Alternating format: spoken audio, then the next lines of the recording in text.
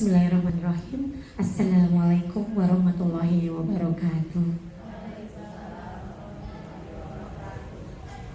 Rabbi shrah li sadri wa yassir li amri wahlul 'uqdatam min lisani yafqahu qawli. Yang terhormat Bapak Kepala Sekolah SD Negeri Kalibaru 1, yang kami hormati Dewan Guru SD Negeri Kalibaru 1. Pertama-tama marilah kita panjatkan puji syukur kehadirat Allah Subhanahu wa taala yang telah memberikan rahmat dan hidayahnya kepada kita sehingga kita dapat berkumpul pada siang hari ini dalam rangka berbagi praktik baik, aksi nyata, budaya positif CGP Angkatan 10 oleh Ibu Anis Sukmawati, Ibu Meiliana Lovenika, dan Ibu Niken Toleransi. Tak lupa salam serta salawat semoga tetap tercurahkan kepada junjungan kita Nabi besar Muhammad Sallallahu Alaihi Wasallam, dan semoga di yaumil akhir nanti kita semua bisa mendapatkan syafaatnya. Amin ya robbal alamin. Di sini saya selaku pembawa acara akan membacakan susunan acara pada siang hari ini. Yang pertama yaitu pembukaan, yang kedua yaitu sambutan kepala sekolah, yang ketiga pemaparan praktik baik oleh CGP Angkatan 10 oleh Ibu Mei, Ibu Anis, dan Ibu Niken. Acara yang keempat diskusi, dan acara yang kelima penutup. Marilah kegiatan pada siang hari ini kita buka dengan membaca basmalah bersama-sama. Bismillahirrahmanirrahim. Bapak Ibu semuanya, sebelum kita lanjutkan ke acara berikutnya, saya mempunyai pantun untuk siang hari ini. Mohon untuk cakepnya ya Ibu semuanya ya. Burung elang, burung kakak tua, kepalkan sayap ke langit biru. Selamat datang Ibu guru semua. Mari bersiap belajar ilmu yang baru. Jangan grogi ya Bapak Ibu semuanya ya. Yuk semangat dulu ya. Semangat pagi. Pagi luar biasa. Yes. Oke. Masih semangat berarti hari ini ya. Kita lanjutkan untuk acara yang kedua yaitu sambutan kepala sekolah yang pada siang hari ini akan diwakili oleh Ibu Nurrohmah Sussilowati. Kepada beliau dipersilahkan.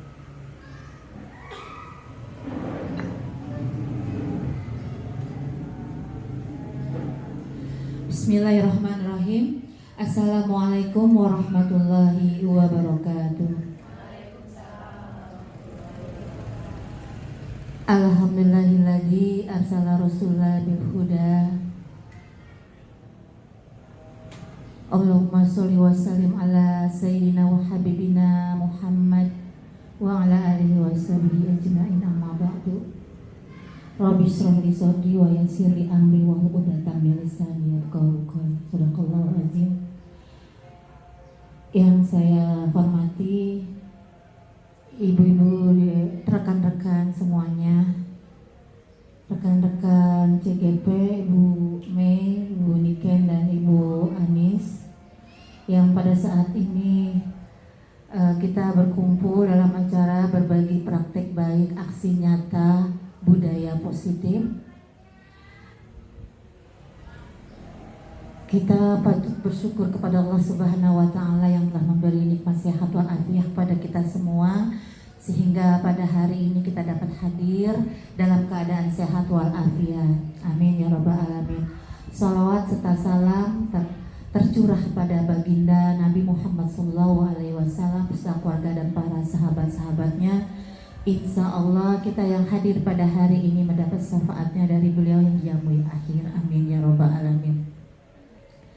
Saya mewakili kepala sekolah yang berhalangan karena ada kegiatan lain, mengucapkan berbangga hati ya. Pertama terima kasih kepada calon-calon guru penggerak yang telah mewujudkan kegiatan ini dengan baik dari hari-hari yang lalu, dan berbangga hati karena ada dari SDN Kalibaru 1, di mana calon-calon guru penggerak ini kita berharap banyak informasi dan motivasi serta inovatif yang kita dapat dari kegiatan seperti ini demi kemajuan khususnya dunia pendidikan di lingkungan SDN Kalibaru 1. Dan ini merupakan suatu dorongan ya atau motivasi yang patut kita ajukan jempol, karena seperti inilah kegiatan atau pelatihan-pelatihan seperti inilah yang bisa mendorong kemajuan dunia pendidikan di Indonesia, wabil khusus di SDN Kalibaru 1 ya. Jadi kegiatan ini sangat bermanfaat dan mendukung sekali atas kegiatan ini yang bersifat positif, dan itu insya Allah menjadi motivasi untuk rekan-rekan yang lain menjadi CGP yang akan datang, dan itu kita harapkan menjadi suatu kemajuan di dunia pendidikan, karena kita menghadap kepada bukan benda-benda yang mati. Jadi kita benda hidup yang notabene adalah makhluk-makhluk Allah, makhluk-makhluk Tuhan yang terus bergerak, yang terus mencari dan haus akan informasi yang maju. Jangan sampai kita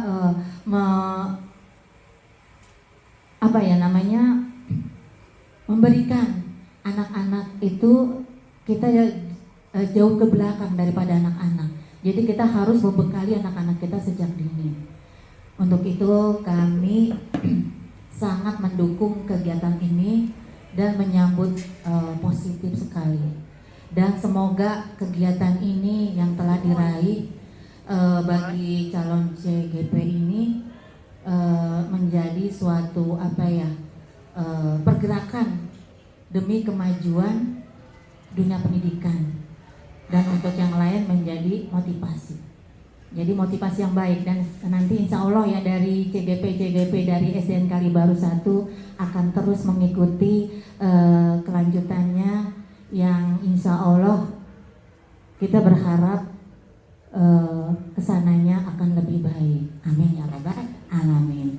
Cukup sekian sambutan mewakili kepala sekolah, semoga manfaat. Ilmu yang didapat semoga manfaat dan berguna bagi orang banyak. Mohon maaf atas kekurangannya. Wassalamualaikum warahmatullahi wabarakatuh.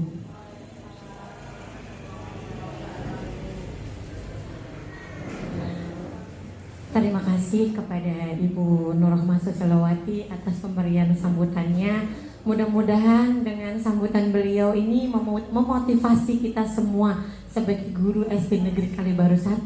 Kita semua tergerak untuk ikut serta dalam kegiatan guru penggerak ini, dan mudah-mudahan kita semua diberi waktu, diberi kesempatan untuk bisa juga ikut serta dalam kegiatan CGP ini.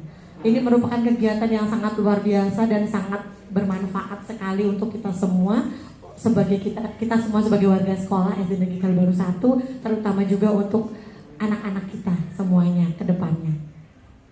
Baiklah, Bapak dan Ibu semuanya, kita lanjutkan untuk acara yang berikutnya, yaitu pemaparan tentang praktik baik budaya positif oleh CGP Angkatan 10 yang kali ini ada Ibu Meliana Lovenika, Ibu Anissa Mawati, dan Ibu Niken Toleransi. Nah, untuk yang pertama akan disampaikan oleh Ibu Meliana Lovenika. Kepada Ibu dipersilakan. Assalamualaikum warahmatullahi wabarakatuh.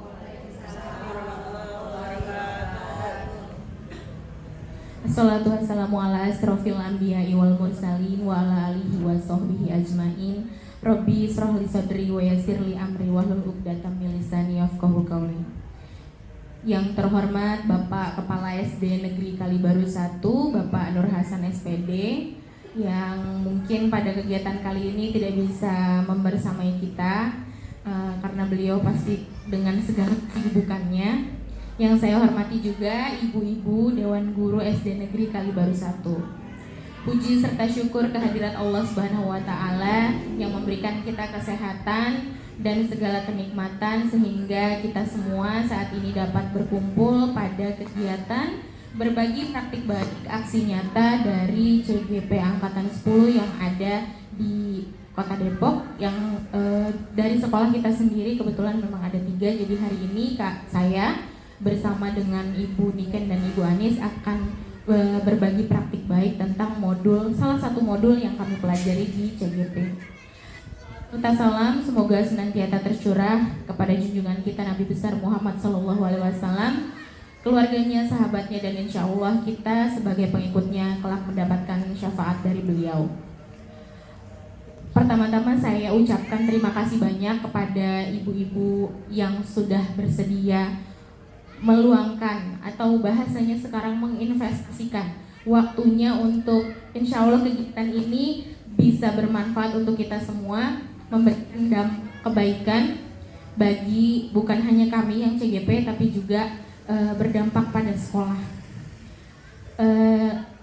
Pada kesempatan ini kami akan berbagi praktik baik aksi nyata tentang budaya positif.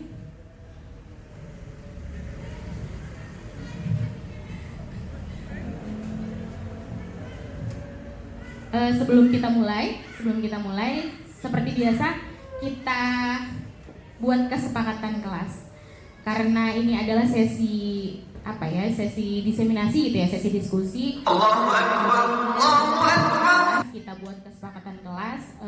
Yang pertama, peserta aktif dalam kegiatan. Jadi diharapkan nanti Ibu jika ada sesuatu yang ingin ditanyakan atau kita diskusikan bisa sama-sama. Jadi bukan hanya saya sebagai pemapar karena saya pun masih belajar gitu. Yang kedua, saling menghormati antar peserta. Mungkin nanti jika ada perbedaan pendapat, kita bisa saling menghormati dan menghargai. Yang ketiga, etika untuk bertanya. Seperti kita ajarkan kepada anak-anak, mengangkat tangan dulu sebelum berbicara. Kemudian ketika dipersilahkan, boleh. Selanjutnya, seadanya yang ada di depan Ibu semuanya boleh silakan diminum dan dimakan. Makanan udah habis Ibu. Ya di sini itu ya makan ya gitu. Selanjutnya karena ini ruangan kita bersama, mudah-mudahan bisa dijaga kebersihannya ya, sama aja lah dengan kita mengajak anak-anak menjaga kebersihan kelas. Dengan kesepakatan di forum ini bisa disepakati semua, perlu ditambah atau dikurang? Cukup, baik, sepakat ya. Selanjutnya, tujuan forum diseminasi kita hari ini adalah dengan aksi nyata budaya positif yang hari ini kita lakukan dapat menumbuhkan budaya positif di sekolah dengan meyakini nilai-nilai kebajikan universal. Untuk saya sendiri yang membaca modul, memang nilai-nilai kebajikan universal ini masih belum familiar nih. Nah, nanti kita bahas lebih dalam apa itu nilai-nilai kebajikan universal, serta menciptakan murid yang merdeka dan mempunyai disiplin kuat sesuai profil pelajar Pancasila. Mungkin itu. Selanjutnya,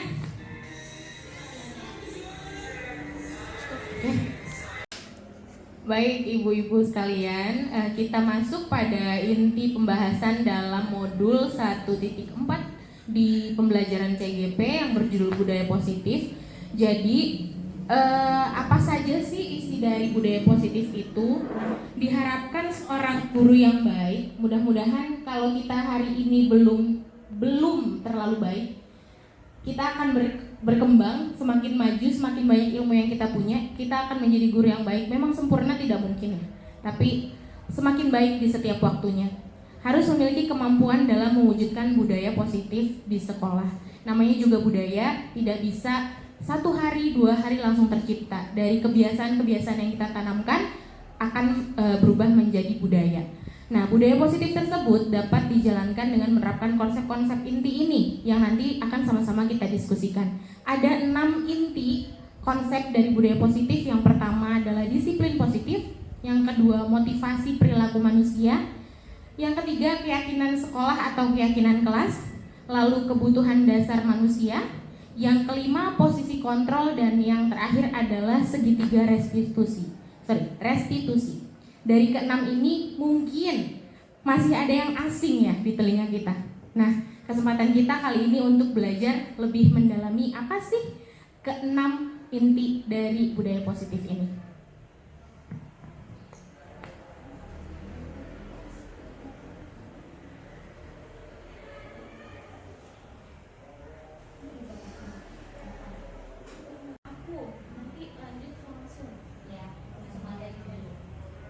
Baik, untuk materi inti yang pertama adalah disiplin positif. Apa sih itu disiplin positif? Bu Selvi boleh baca? Apa itu disiplin positif? Disiplin positif merupakan suatu cara penerapan disiplin yang mengajarkan anak bertanggung jawab dan menumbuhkan kesadaran diri berdasarkan nilai-nilai kewajiban. Terima kasih Bu Selvi. Jadi disiplin positif adalah penerapan disiplin. Poin intinya ada di sini Bu, nilai-nilai kebajikan.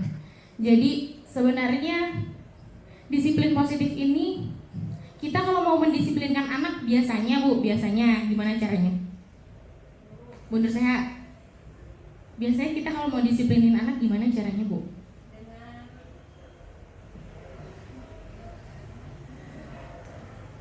Untuk penerapan disiplin kepada anak biasanya dengan contoh dulu dari gurunya.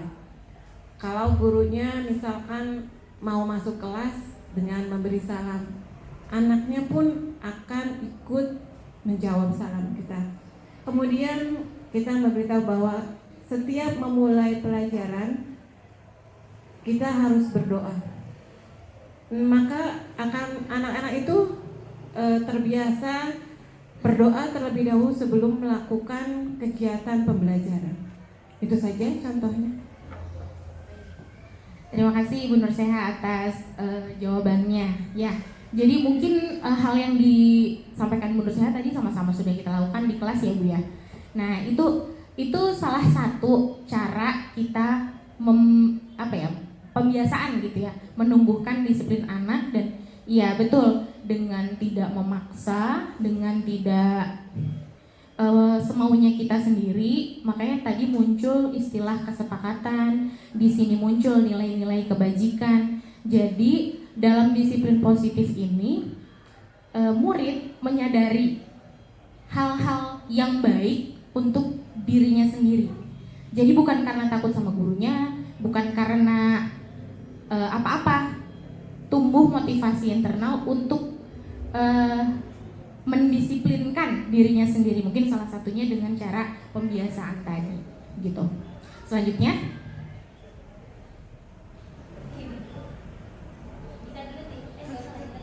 Bu, tadi sudah dipaparkan tentang apa itu disiplin positif dan kenapa sih disiplin positif itu diupayakan untuk menjadi budaya suatu sekolah.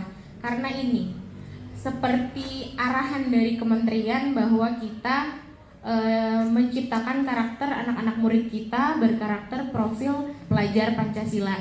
Ini udah sangat familiar ya bagi kita dan bagi murid-murid. Nah, dari salah satunya yang pertama adalah beriman, bertakwa kepada Tuhan Yang Maha Esa dan berakhlak mulia. Apa nih maksud dari poin yang pertama ini ya?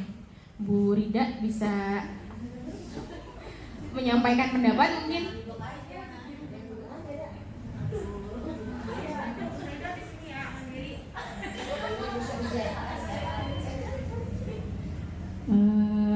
Mungkin ya ini karakter yang pertama, beriman bertakwa kepada Tuhan Yang Maha Esa. Mungkin kita menanamkan pada siswa bahwa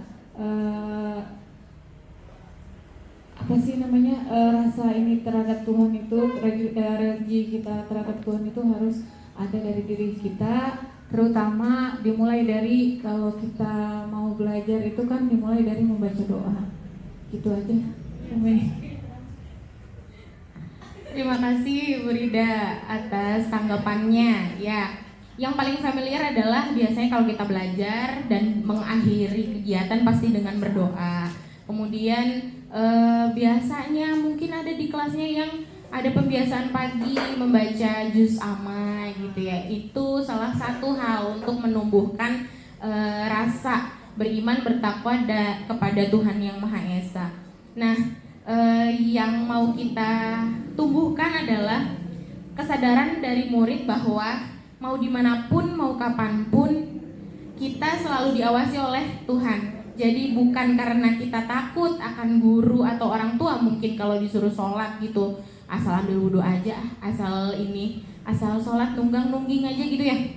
Tapi tumbuh kesadaran dari siswa-siswi kita untuk melaksanakan apa yang menjadi kewajibannya sebagai insan, sebagai makhluk ciptaan Tuhan.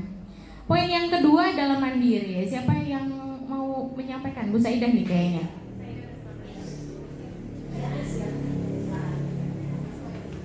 Ya, contohnya di sini siswa yang mandiri yang mempunyai tanggung jawab terhadap dirinya sendiri. Contoh tadi yang beriman dan bertakwa ya. Tadi sebelum belajar itu berdoa dulu ya. Itu tanpa dipaksa karena tanggung jawab sendiri. Karena memang kita punya tanggung jawab ya untuk yang namanya beriman dan bertakwa. Kemudian yang namanya mandiri ini, siswa mempunyai kesadaran untuk tanggung jawab terhadap dirinya sendiri ya.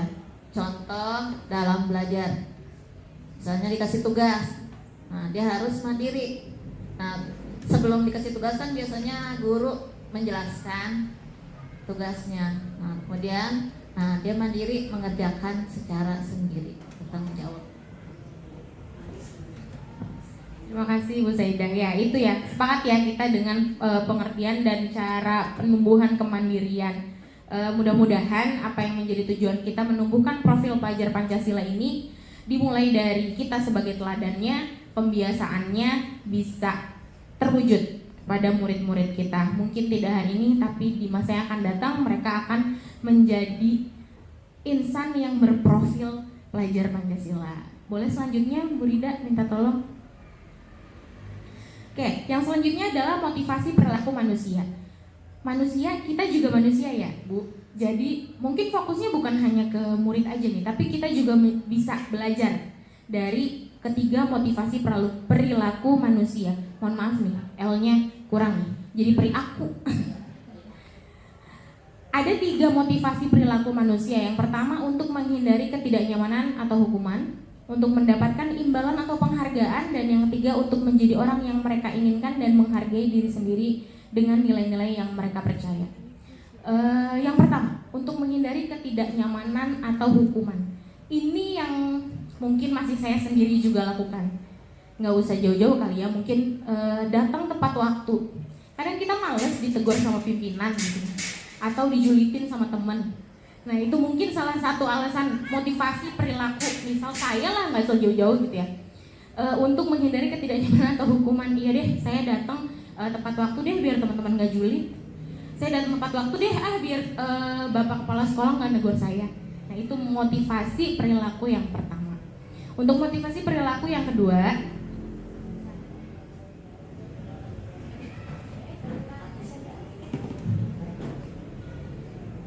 mulai ya, oke.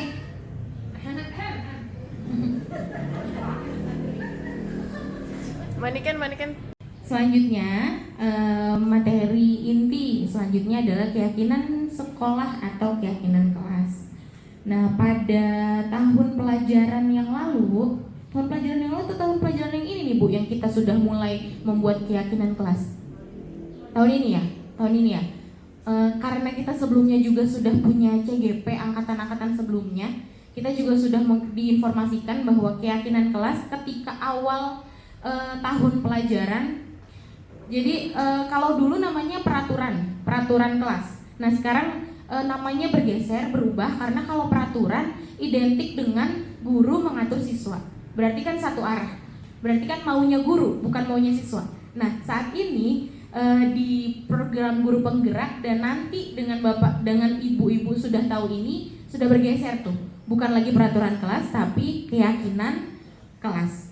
Kenapa keyakinan? Karena nilai-nilainya diyakini oleh siswa-siswinya gitu. Dia yakin dengan nilai disiplin, ya berarti akan diikutilah disiplin itu selama dia menjadi siswa gitu.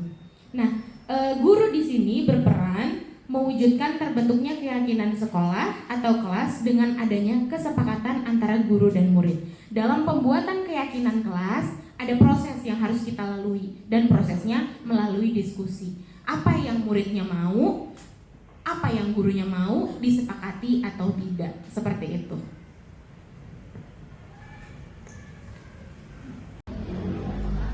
Baik ibu-ibu, jadi tadi segala yang dilakukan oleh murid, baik kita juga, ternyata pasti ada alasannya. Salah satunya adalah memenuhi kebutuhan dasar kita sebagai manusia. Ada 5 kebutuhan dasar manusia ya. Yang pertama yang paling dasar tadi adalah kebutuhan bertahan hidup. Yang kedua, rasa kasih sayang, rasa cinta, penerimaan. Kemudian yang ketiga tadi, penguasaan. Sekarang kita lanjutkan ke yang keempat dan kelima. Ternyata kita sebagai manusia ada kebutuhan akan kebebasan dan akan kesenangan. Kebutuhan kebebasan, kebutuhan akan kemandirian, otonomi, memiliki pilihan dan mampu mengendalikan arah hidup seseorang. Jadi mungkin nih ibu-ibu yang anaknya sendiri deh, nggak usah murid ya. Anaknya mau masuk ke sekolah ini aja mah, tapi jangan di sini aja. Itu kan kita tidak boleh memaksa ya. Ternyata dia sedang memenuhi kebutuhan dia terhadap kebebasan. Sebagai manusia bebas untuk memilih gitu.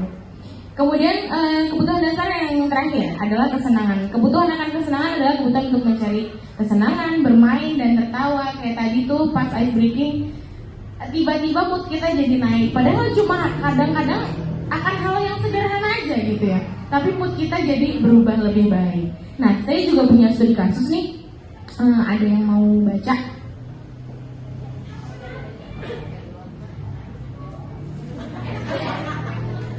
Studi kasusnya yaitu Dinda, seorang anak kelas 3 SD, begitu tiba di rumah pulang dari sekolah menangis dan mengadu pada ibunya bahwa dia benci pada Ibu Rani, gurunya si Dinda. Menurut Anda, kebutuhan apa yang berusaha dipenuhi oleh Dinda jika jawabannya seperti ini? Ibu guru bilang, aku tidak boleh bersenandung sewaktu mengerjakan tugas. Katanya, kalau kelas harus tenang, tidak ada suara, kan nggak seru jadinya. Mungkin kadang kita temukan ini di kelas. Ada anak yang gak bisa diem nih, tangannya tek aja ya ke meja. Atau ada aja yang tangannya temennya dicolek lah, apalah kertas kecil-kecil dilempar lah gitu ya. Nah, pada kasusnya ini nih, Dinda dia bilang sama ibunya, ibu guru bilang aku nggak boleh bersenandung sewaktu mengerjakan tugas. Katanya kelas harus tenang, nggak ada suara, kan nggak seru jadinya. Nah, dari kasusnya ini kira-kira kebutuhan dasar yang mana yang mau dipenuhi oleh Dinda? Bu Jumila bisa bantu?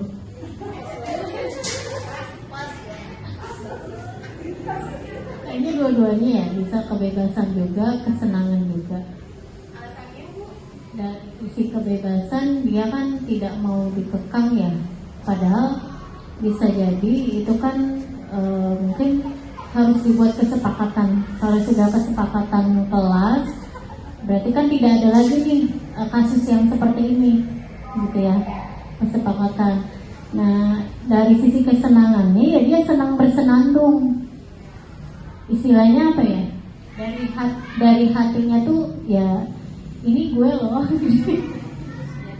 Jadi nggak bisa dilarang-larang gitu dari sisi kesenangannya. Tapi kan yang main sekolah harus ada ini ya, tadi kesepakatan tadi. Ya. Terima kasih Bu Jumila atas tanggapannya. Yang lain bagaimana, sepakat dengan jawaban Bu Jumila ya? Oke, berarti si Dinda sedang memenuhi kebutuhan akan kesenangan, bahwa dia sebenarnya senang mau bersenandung gitu. Next Bu. Selanjutnya adalah posisi kontrol dari restitusi. Jadi sebagai guru ada dalam materi ini ada 5 posisi kontrol sebagai seorang guru. Yaitu yang pertama,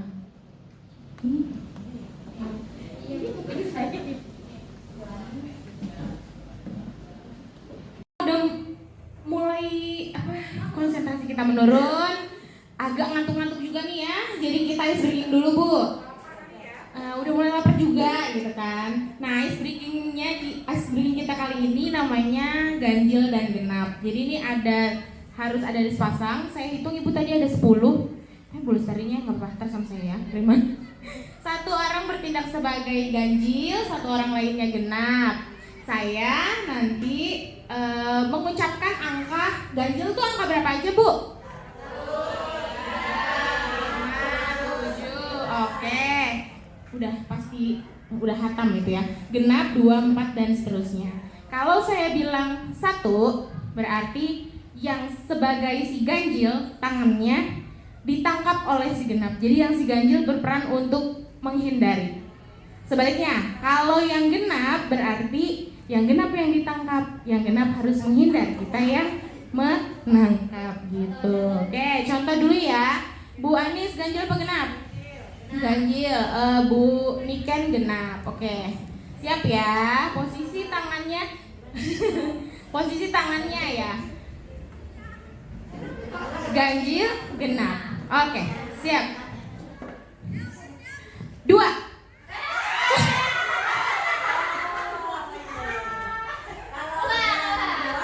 2 ganjil yang nangkap, berarti 2-nya yang berusaha menghindar. Oke. Kalau ya bisa dipahami, kita ulang lagi. Ayo kita ulang lagi. 11. Bu Anis berarti itu sigap banget. Oke, bisa Bu? Bisa? Mau sambil berdiri apa duduk? Biar gak ngantuk. Tentukan dulu siapa yang sebagai ganjil, siapa yang genap. Boleh ke samping. Tentukan aja. Bu Rida apa, Bu Ade apa. Oke, siap ya? Ganjil dan genap. Berarti fokus dengarkan pada angka yang saya sebutkan.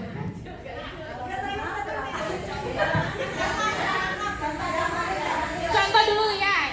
Misal saya sebut 1, berarti yang ganjil menghindar. Genap yang nangkap. Iya, yang menghindar yang sesuai angka ya. Siap ya, saya mulai fokus pada angka yang saya sebutkan. 7.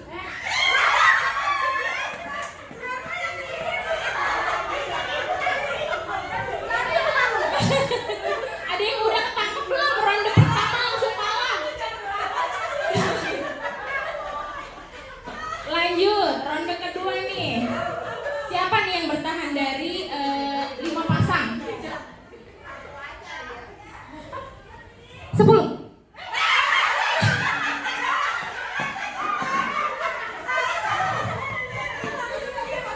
Ada yang udah ketangkap? Oh, masih bertahan. Sekali lagi deh, sekali lagi. Nggak ada yang nangkep ini kayaknya. Sekali lagi. Ini karena Bu Guru, kayaknya saya boleh pakai angka yang gede ya Bu?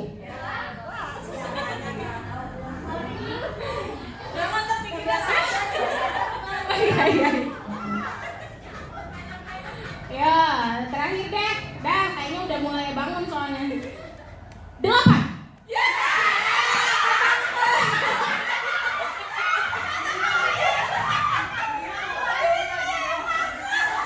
Gitu aja seneng kan ya? Kayak gitu aja seneng kita ya Bu. Tepuk tangan untuk kita semua.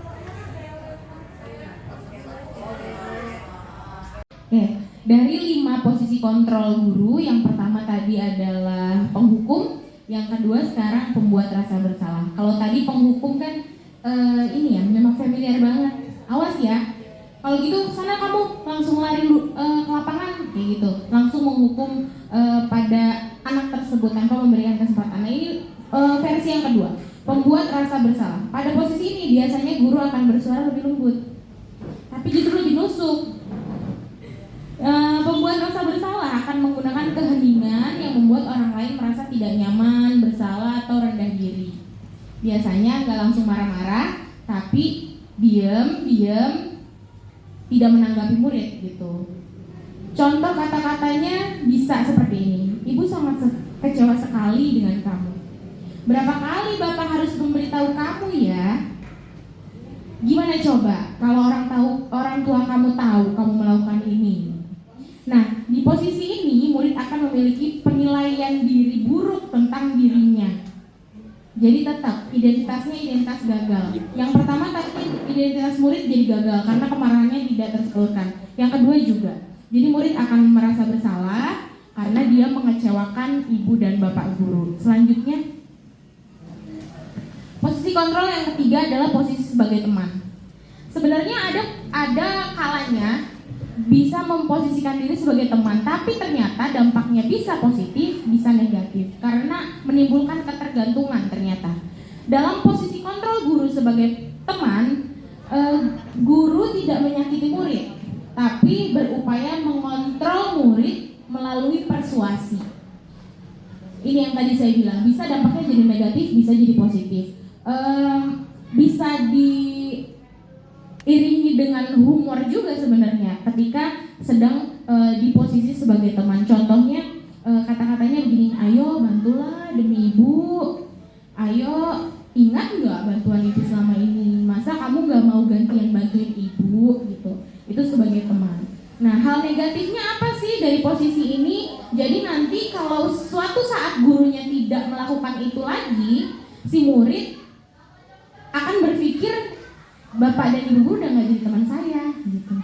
Akan kehilangan gitu identitasnya yang selama ini dibantu sama bapak ibu gurunya, tapi kok kali ini bapak ibu guru nggak bantu saya ya gitu. Jadi itu negatifnya dari posisi kontrol sebagai teman. Selanjutnya posisi kontrol yang keempat dan kelima, pemantau. Silakan. Materi inti terakhir Bu, ayo tetap semangat ya. Materi inti terakhir tentang segitiga restitusi.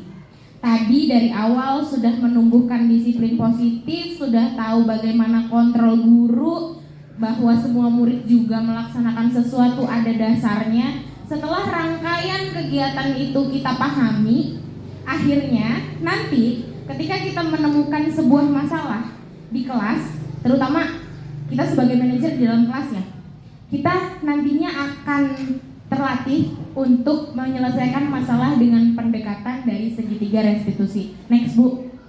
Apa saja ya langkah-langkah yang bisa dilakukan dengan pendekatan dalam segitiga restitusi? Ada 3 tahapannya Bu. Yang pertama, menstabilkan identitas. Yang kedua, validasi tindakan yang salah. Yang ketiga, menanyakan keyakinan. Kalau kita lihat langkah-langkahnya, aduh repot nih, apa ya maksudnya gitu. Nanti boleh melihat hasil video dari saya, Bu Anis atau Bu Niken. Kita sudah melaksanakan segitiga restitusi. Oh ternyata begini ya.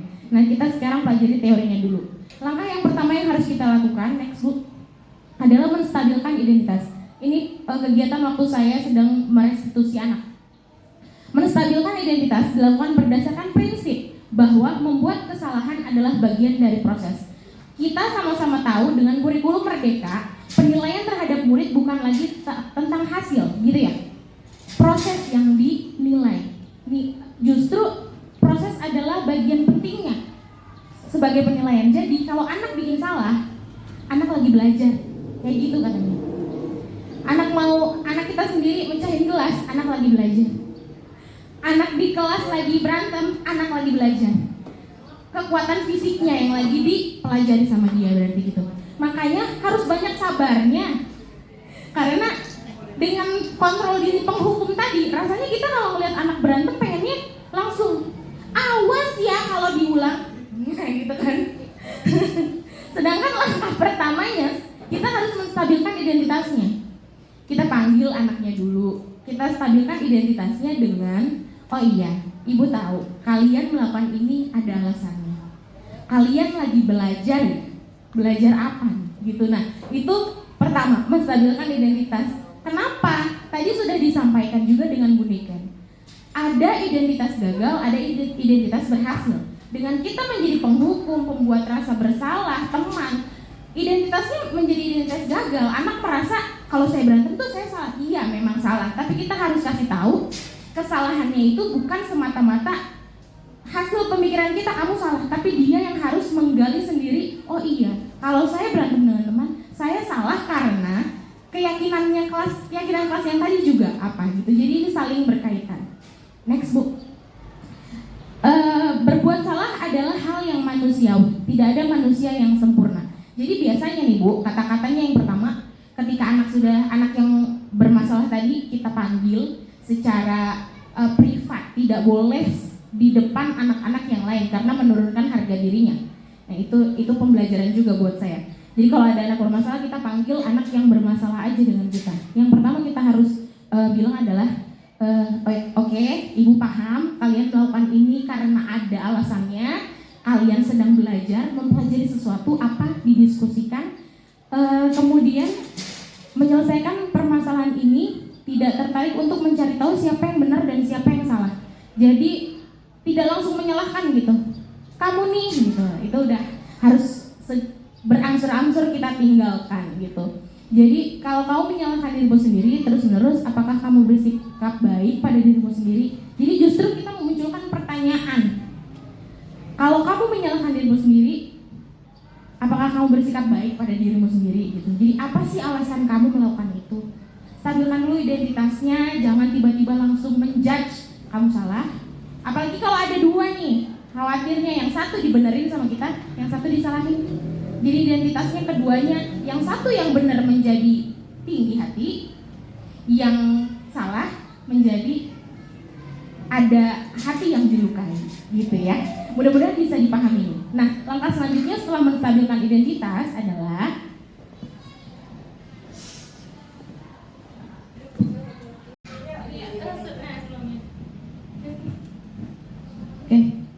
Alhamdulillah kita sampai pada penghujung acara kita hari ini. Luar biasa semangat ibu-ibu guru semuanya. Terima kasih. Jadi sebagai kesimpulan akhir, apa yang sudah saya paparkan tadi mengenai 6 inti dari konsep budaya positif.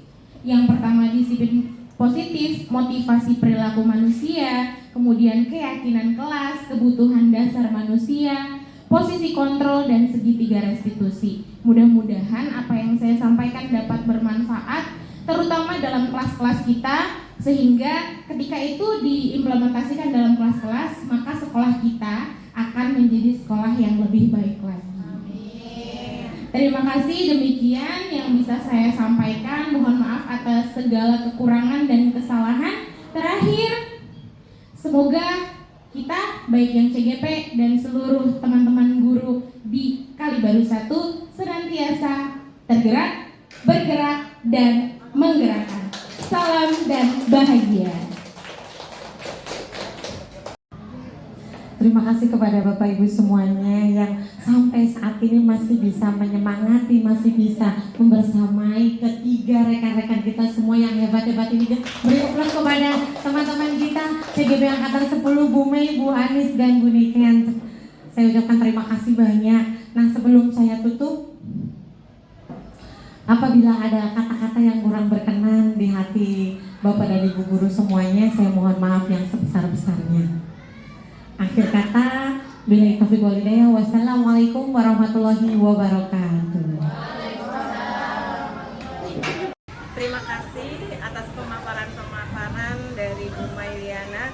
Semoga apa yang telah disampaikan tentang kegiatan CGP Angkatan 10 ini bisa dapat lebih bermanfaat dan dapat dipraktekkan di kelas masing-masing supaya kesepakatan anak dengan guru disesuaikan dengan keinginan masing-masing siswa dan dapat lebih baik lagi dalam proses pembelajaran. Terima kasih.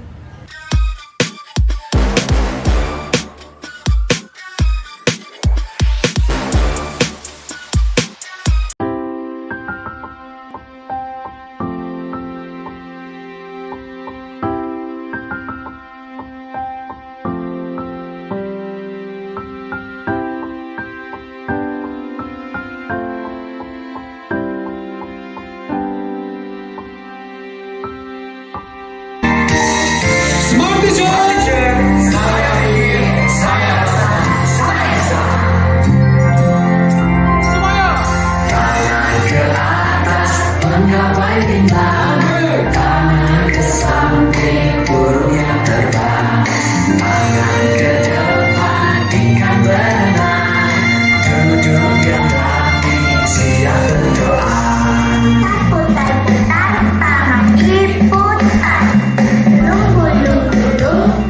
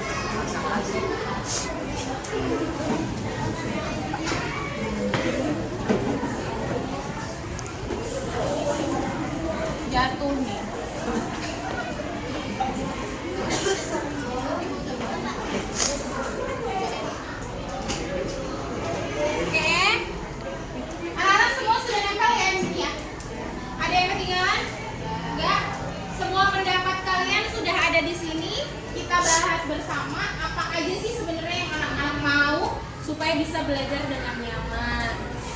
Tidak boleh mengejek nama orang tua, tidak berjalan-jalan, tenang, bersih, tolong menolong antar sesama, bersih, tidak berisik. Nanti bisa kita simpulkan nih, jadi apa aja poin-poinnya.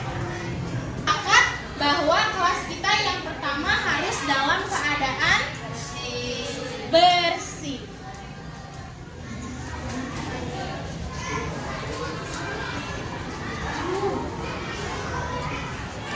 Yang kedua apa tadi? Kelasnya nyaman, nyamannya kita beri penjelasan di sini nyamannya seperti apa? Tidak berisik. Saat pelajaran berlangsung gitu.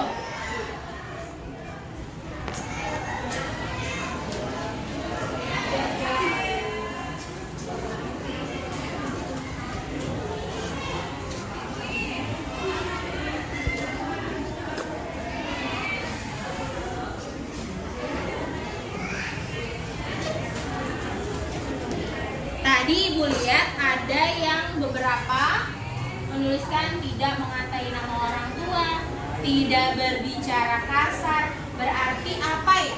Dalam kelas ini kita harus berkata yang sopan. Biasanya kalau berakhlak mulia sesuai dengan P5, kalau tutur katanya sopan, perilakunya harus apa?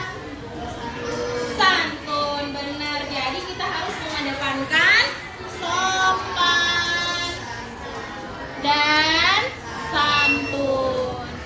Anak-anak paham ya? Sopan ketika berbicara dan berperilaku, baik di dalam kelas, di sekolah, di mana saja.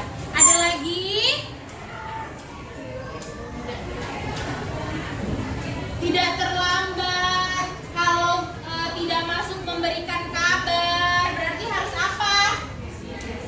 Disiplin.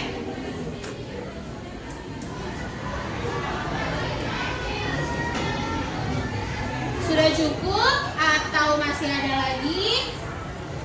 Tadi Ibu lihat saling tolong menolong antar sesama warga kelas. Perlu nggak kalian saling tolong menolong? Kalau tolong menolong itu bentuk dari kita saling menghargai. Kalau disangkut pautkan dengan P5, gotong royong, masuk nggak tolong menolong dengan gotong royong? Jadi kelas kita mencerminkan profil pelajar Pancasila hebat nih. Anak-anak semuanya berarti benar. Apa yang dicanangkan Kementerian P5 sesuai dengan apa yang kalian mau. Jadi poin yang terakhir, menghargai, menghormati, saling menolong. Sepakat? Sepakat.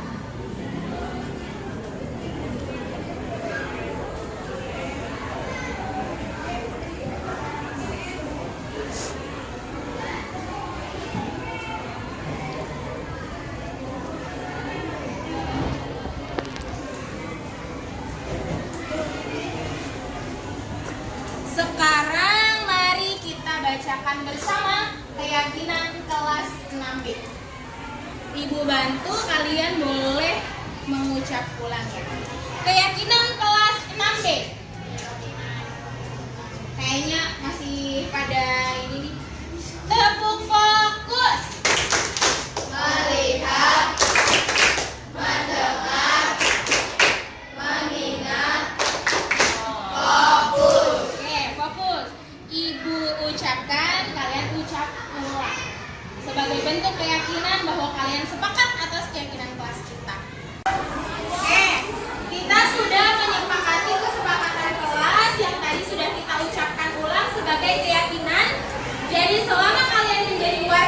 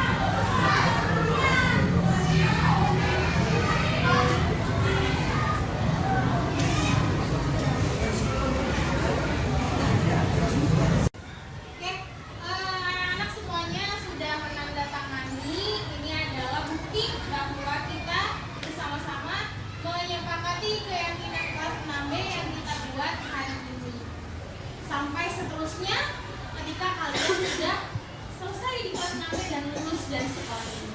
Siap ya? Untuk penutup sekali lagi kita ucapkan keyakinan kelas kita bersama. Keyakinan kelas 6B. Keyakinan kelas 6B. 1. Kelas bersih. 1. Kelas bersih. 2. Nyaman, tidak sopan dan santun. 3. Sopan dan santun. 4. Disiplin. 4. Disiplin. 5. Menghargai, menghormati dan saling menolong. 5. Menghargai, menghormati dan saling menolong. Semua sudah sepakat? Mudah-mudahan semuanya bisa melaksanakan sampai kita lulus nanti. Amin. Terima kasih semuanya. Ibu tutup. Wassalamualaikum warahmatullahi wabarakatuh. Waalaikumsalam warahmatullahi.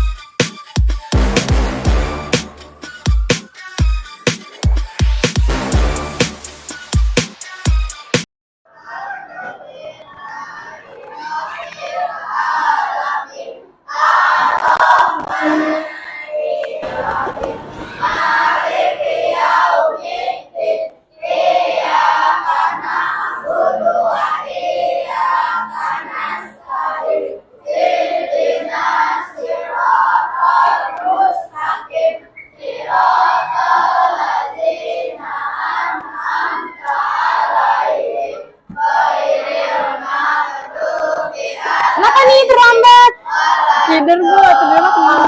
Ya udah, boleh duduk dulu. Terima kasih Bu. Nanti pas istirahat ketemu Ibu ya. Yasa sudah sempat istirahat tadi? Sudah Bu. Sudah. Yasa tahu kenapa Bu Mei ajak bicara sekarang? Karena saya terlambat masuk kelas tadi ya Bu. Iya benar. Memangnya kenapa Yasa datang terlambat? Dan menurut Yasa kalau datang terlambat itu melakukan kesalahan tidak ya? Ya Bu, saya minta maaf karena terlambat tadi. Saya tidur terlalu larut malam dan saya lupa memasang alarm waktu bangun Bu. Oh gitu, oke. Semua orang pasti pernah melakukan kesalahan, begitu juga Ibu.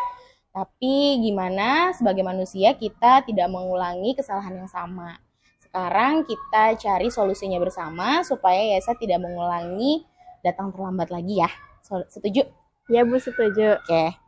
Yasa masih ingat keyakinan kelas yang kita pernah buat dulu? Ada nggak ya keyakinan kelas kita atau keyakinan sekolah yang kira-kira dilanggar dari Yasa datang terlambat tadi? Ya ada Bu, tentang disiplin masuk ke sekolah tepat waktu. Oke. Menurut Yasa disiplin itu penting nggak? Ada tidak manfaatnya untuk diri Yasa? Ya Bu, penting. Dengan disiplin saya bisa menghargai waktu dan orang lain sehingga saya dan orang lain tidak merasa dirugikan. Oke.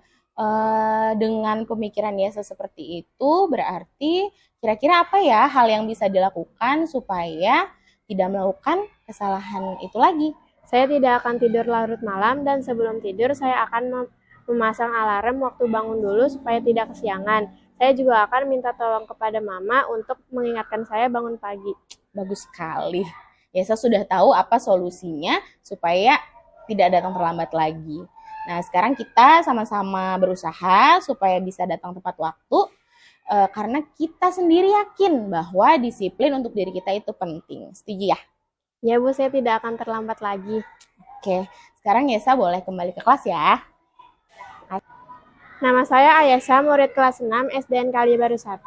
Terima kasih Bu, saya senang karena dapat berdiskusi untuk menemukan solusi dari kesalahan saya. Saya akan memperbaiki diri dengan tidak datang terlambat lagi.